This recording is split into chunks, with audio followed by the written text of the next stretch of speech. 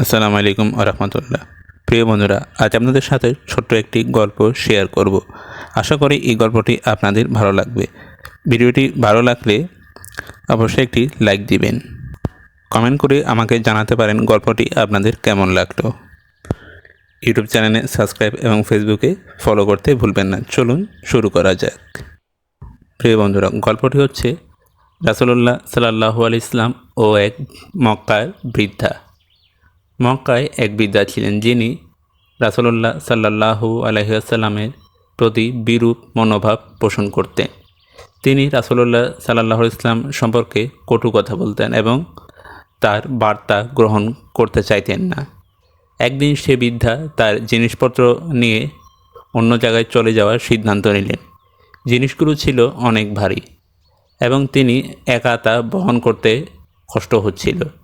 রাসূলুল্লাহ সাল্লাল্লাহু আলাইহি ওয়াসাল্লাম তার পাশে দাঁড়ালেন এবং বিনয়ের সঙ্গে বললেন, আমি কি আপনাকে সাহায্য করতে পারি? তখন সেই বিধারকটি রাজি হলেন। রাসূলুল্লাহ সাল্লাল্লাহু আলাইহি ওয়াসাল্লাম তার জিনিসপত্র নিজের হাতে তুলে নিলেন এবং তাকে গন্তব্যে পৌঁছাতে সাহায্য করলেন।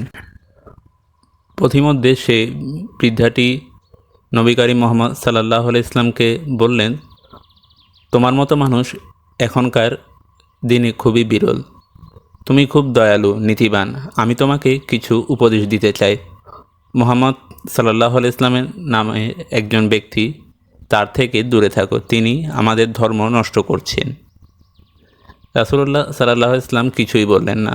বৃদ্ধা যখন গন্তব্যে পৌঁছালেন তখন রাসূলুল্লাহ সাল্লাল্লাহু আলাইহি ওয়াসাল্লামের পরিচয় সেই বৃদ্ধাটি জানতে চাইলেন। নবী করিম মুহাম্মদ সাল্লাল্লাহু আলাইহি ওয়াসাল্লাম মৃদু হেসে বললেন, আমি সেই মুহাম্মদ যার সম্পর্কে তুমি এতক্ষণ বলছিলে। নবী করিম মুহাম্মদ সাল্লাল্লাহু আলাইহি ওয়াসাল্লামের এই কথা শুনে সেই বৃদ্ধাটি স্তম্ভিত হয়ে গেল। তিনি রাসূলুল্লাহ সাল্লাল্লাহু আলাইহি ওয়াসাল্লামের চরিত্রের নম্রতা, ভদ্রতা দেখে অভিভূত হলেন। যে ব্যক্তি এত মহানুভব হতে পারে সে কখনো মিথ্যাবাদী হতে পারে না।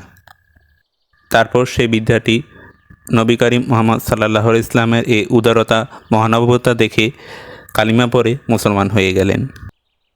প্রিয় বন্ধুরা, এখান থেকে আমাদের শিক্ষা হচ্ছে রাসূলুল্লাহ সাল্লাল্লাহু আলাইহি ওয়াসাল্লামের নম্রতা, দয়া এবং মানবিক আচরণ মানুষের অন্তর জয় করত। তার চরিত্রই ছিল ইসলামের সবচেয়ে শক্তিশালী বার্তা। আমরাও আমাদের জীবনে রাসূলুল্লাহ সাল্লাল্লাহু আলাইহি ওয়াসাল্লামের চরিত্র অনুসরণ করা উচিত। সদাচরণ, সহনশীলতা ও মানুষের প্রতি ভালোবাসা দিয়ে আমরা ইসলামের সঠিক রূপ তুলে ধরতে পারি।